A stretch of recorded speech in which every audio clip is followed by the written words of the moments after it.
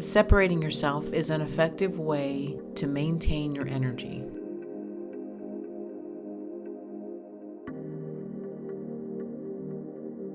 This is Tracy with Tracy Talks, a podcast about life, looking at life from a new perspective to gain wisdom and understanding in hopes to know yourself more.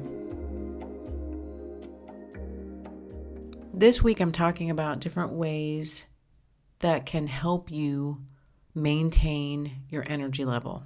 What I mean by your energy level is your mood and how you feel. So often, many of us are impacted by the people around us, by the situations that are happening and what is going on. And we feel it. We feel the disease, we feel the uncomfortableness, we feel the emotions. And if you really pay attention to your body in those moments, you can feel your energy level drop. You can feel a sinking feeling in you. This week, I'm talking about ways that can help you keep that from happening. If we don't manage our energy, then we're on a roller coaster and we're going up and down. It's out of our control and we're almost at the mercy of everybody else's moods and emotions.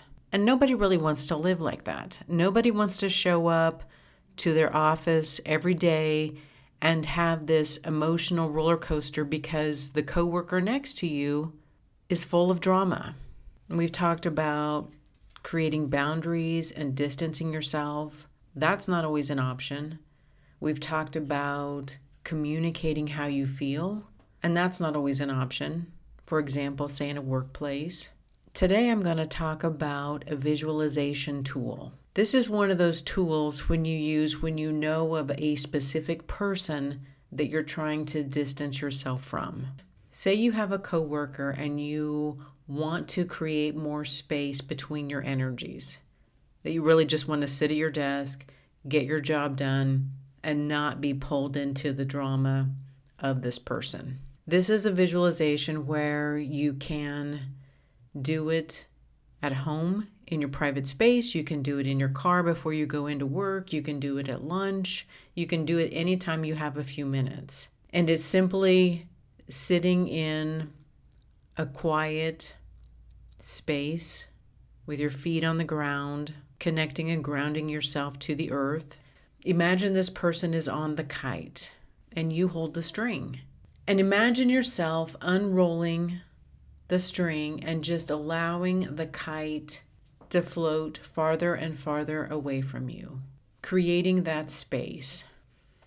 And this is one of those tools. It's not actually going to get rid of the person. It's not going to impact them at all, but it's creating more distance and space between you and the person. Simply just allowing them to be whoever they are and creating space so you do not feel and are not impacted by their energy.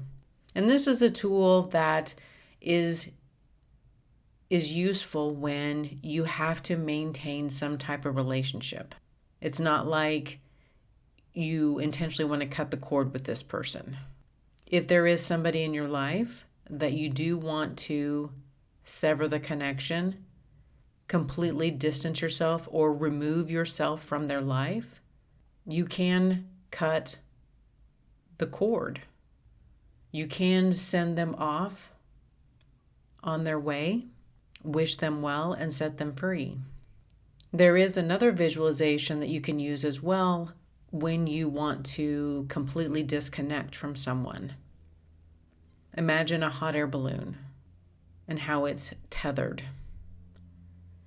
And even with a hot air balloon, there's a basket. And so you can put all of the belongings, all of the emotional baggage, everything that this person represents or has brought into your life. Imagine putting that into the basket of the hot air balloon.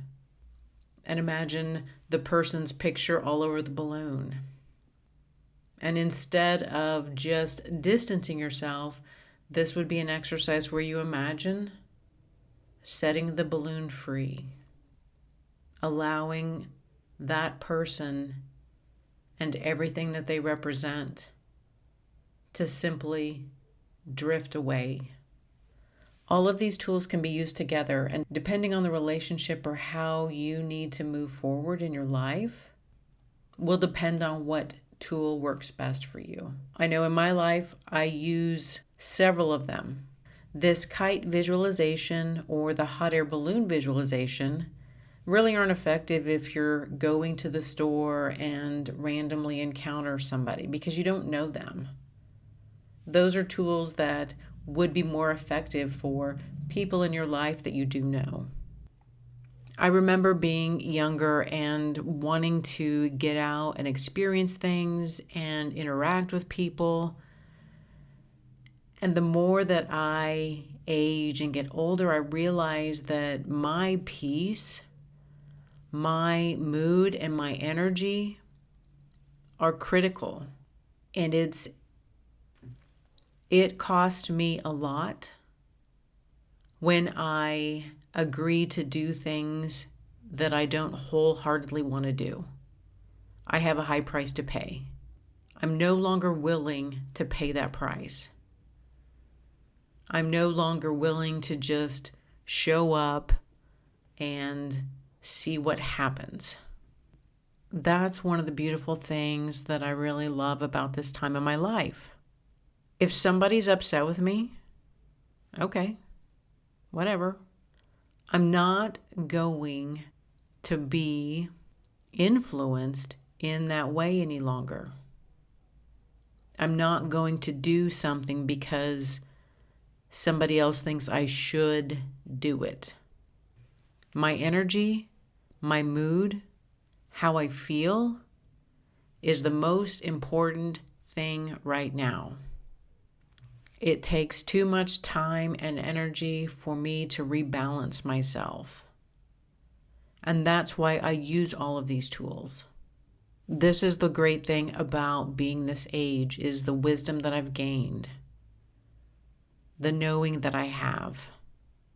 And right now in my life, I have a few hot air balloons that are full of memories, that are full of emotions, that are full of exchanges, and they're going to be set free, and they're going to drift off, and I am going to let that go. Thank you for listening to this podcast of Tracy Talks. Please like and share with others who would enjoy listening to this podcast. And until next time, we meet again.